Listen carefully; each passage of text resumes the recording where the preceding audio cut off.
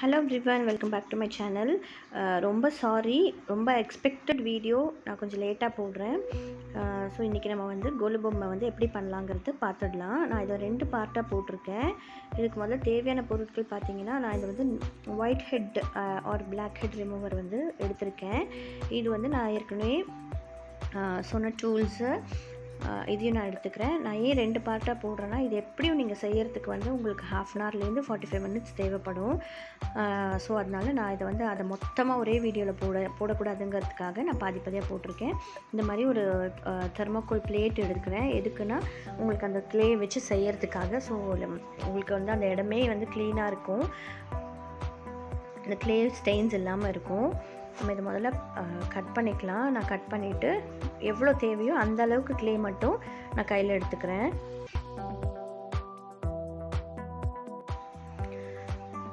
இது இங்கே எடுத்துகிட்டு உடனே மறுபடியும் க்ளோஸ் பண்ணி வைக்கிறது தான் பெட்டராக இருக்கும். ஏன்னா வந்து சீக்கிரமாக ஏர் ட்ரை க்ளீனால் உங்களுக்கு அந்த கார்னர்ஸ் எல்லாமே வந்து நல்லா ட்ரை ஆகிடும். அதனால் நான் எவ்வளோ தேவையோ அதை மட்டும் எடுத்துகிட்டு பாக்கியை நல்லா அப்படி ஏர் டைட்டாக க்ளோஸ் பண்ணி வைக்கிறேன். இப்போ இதை நான் என்ன பண்ணுறேன்னா, நல்லா கையில் மோல்டு பண்ணி எடுத்துக்கிறேன். ஏன்னா கொஞ்சம் தண்ணி போட்டோன்னா நமக்கு வந்து ஃப்ளெக்சிபிளாக இருக்கும். அதனால நான் கொஞ்சமாக தண்ணி போட்டு நல்லா பிசைஞ்சுக்கிறேன். நல்லா மோல்டு பண்ணிவிட்டு நான் இப்போ அந்த பிளேட்டை வந்து பேஸாக வச்சுட்டு இப்போ நான் வந்து கையிலேயே பொம்மை பண்ணுறேன். முதல்ல கொஞ்சம் கஷ்டமாக இருக்கும், வராது. பட் ட்ரை பண்ணுங்கள், டெஃபினட்டாக நல்லா வரும். நானும் வந்து ப்ரொஃபஷ்னல் இல்லை, பர்ஃபெக்டாலாம் இருக்காது இப்போ ஃபினிஷிங். ஸோ இப்படி பண்ணிவிட்டு கையில் ஒரு உருட்டிட்டு ஃபேஸை மட்டும் முதல்ல பிடிச்சிட்டு தண்ணி தொட்டு நான் அப்படியே மோல்ட் பண்ணிக்கிறேன். பார்த்திங்கன்னா தெரியும் உங்களுக்கு ஃபேஸோட ஷேப் வந்திருக்கு. இப்போது நான் என்ன பண்ண போகிறேன்னா, ஒரு லேடி வந்து உட்காந்துருக்க மாதிரி பண்ண போகிறேன். உங்களுக்கு என்ன வேணுமோ நீங்கள் அந்த மாதிரி பண்ணிக்கலாம். ஒரு ஃபோட்டோவை வந்து நீங்கள் இம்ப்ரெஷனாக வச்சுட்டு கூட நீங்கள் அதை பார்த்து பண்ணலாம், ஈஸியாக இருக்கும். ஸோ ஃபேஸ் வந்தாச்சு பாருங்கள், ஃபேஸ் இருக்குது. இப்போது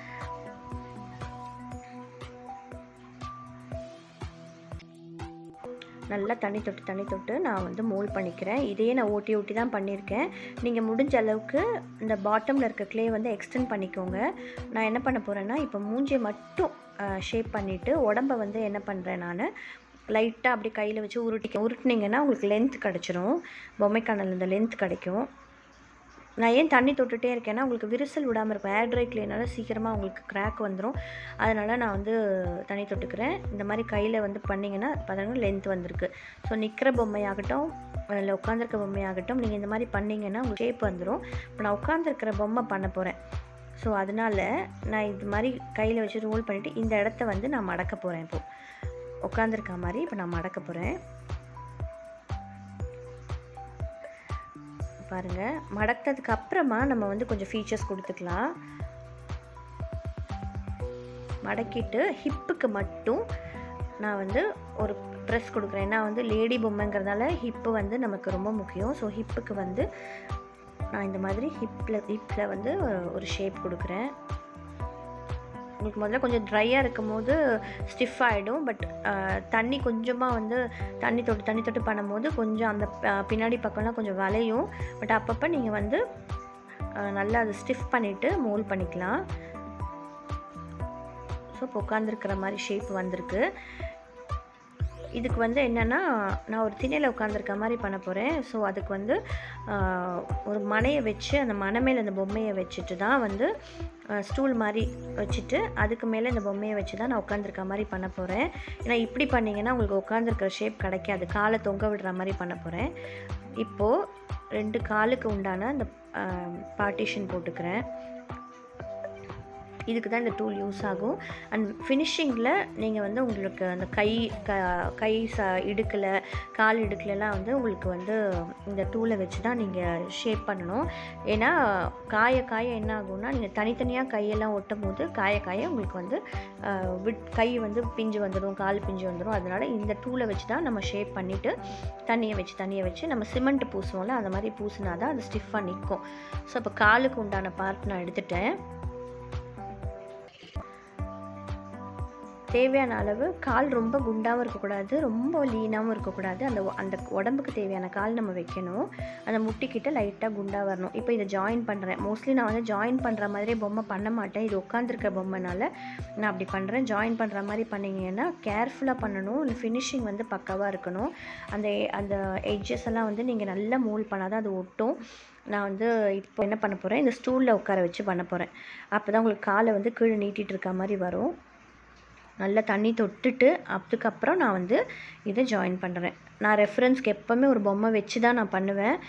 என்னோடய மொபைலில் நான் ஒரு பொம்மையை வச்சுட்டு அதை பார்த்து தான் பண்ணுறேன். நீங்கள் மொபைலில் பொம்மையை வச்சு பார்த்து பண்ணிங்கன்னா உங்களுக்கு அந்த ஷேப்பு நீங்கள் பார்த்து பண்ணும்போது ரொம்ப ஈஸியாக இருக்கும். நல்லா வரைகிறவங்களுக்கு இந்த மாதிரி ஈஸியாக வந்துடும். நான் சும்மா ஃபஸ்ட்டு நான் ஒரு 7 இயர்ஸ் பிஃபோர் நான் ட்ரை பண்ணேன். நல்லா வரவும் தான் சரி நம்மளே பண்ணிடலாம் அப்படின்னு சொல்லி பண்ண ஆரம்பிச்சிட்டேன். ஸோ முட்டி மட்டும் குண்டாக இருக்கணுங்கிறதுக்காக முட்டி பகுதி மட்டும் நான் கொஞ்சமாக க்ளே எடுத்து அதை இந்த டூலில் வந்து மோல்ட் பண்ணுறேன்.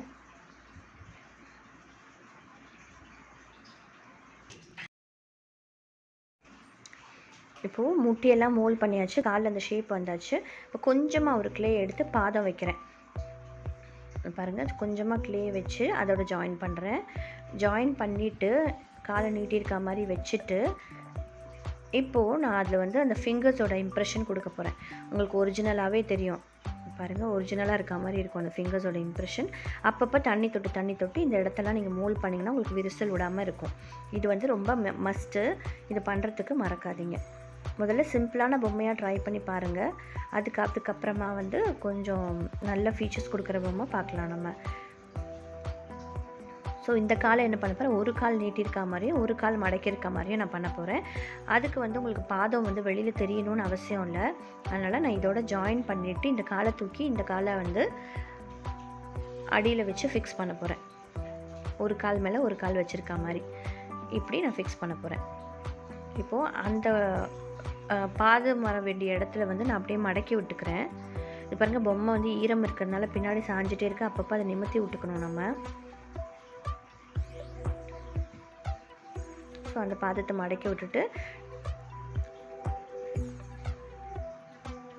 மடக்கிட்டு நான் வந்து தண்ணி தொட்டு மோல்ட் பண்ணுறேன்.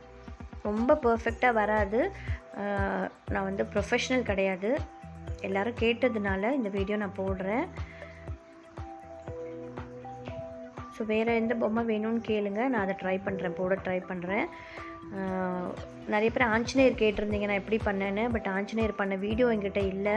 நான் அதை போடும்போது நான் வந்து யூடியூப்பில் போடணுன்னு கூட எனக்கு வந்து இன்டென்ஷனல் இல்லை, நான் போடலை அது. ஸோ லேடிங்கிறதுனால அதுக்குண்டான ஃபீச்சர்ஸ் கொடுக்கணும். ஸோ சாரீ பல்லு போடுறதுக்கு முன்னாடி நான் அந்த ஃபீச்சர்ஸ் கொடுக்குறேன்.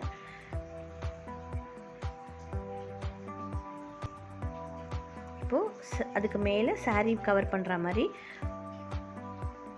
டிஷ்யூலேயே செஞ்சு நான் அது மேலே இந்த மாதிரி சாரீ மாதிரி போட்டு விடுறேன். இது மாதிரி வேண்டான்னா கூட நீங்கள் விரும்பின பெயிண்டில் கூட நீங்கள் சாரீ மாதிரி மேலே கலர் பண்ணிக்கலாம். பட் இது போட்டிங்கன்னா இன்னும் கொஞ்சம் நல்லாயிருக்கும். நான் இந்த வருஷம் கோலுக்காக செய்கிறதுனால நான் இதை போடுறேன். உங்களுக்கு கஷ்டமாக இருந்ததுன்னா நீங்கள் இந்த சாரீ போடணும்னு அவசியம் இல்லை. நீங்கள் வந்து விரும்பின கூட பெயிண்டில் கூட நீங்கள் சாரீ மாதிரி வரைஞ்சிக்கலாம். இது காஞ்சி முடித்த உடனே.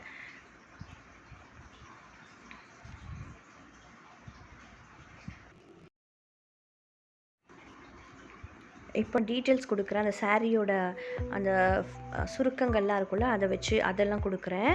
சாரி, இதெல்லாம் நான் ஓட்டியிருக்கேன். ரொம்ப எலாபரேட்டாக போகுது வீடியோ, அதனால நான் ஓட்டி தான் பண்ணுறேன். பட் உங்களுக்கு டெஃபினட்டாக 30 to 45 minutes டைம் எடுக்கும். பொறுமையாக பண்ணுங்கள்.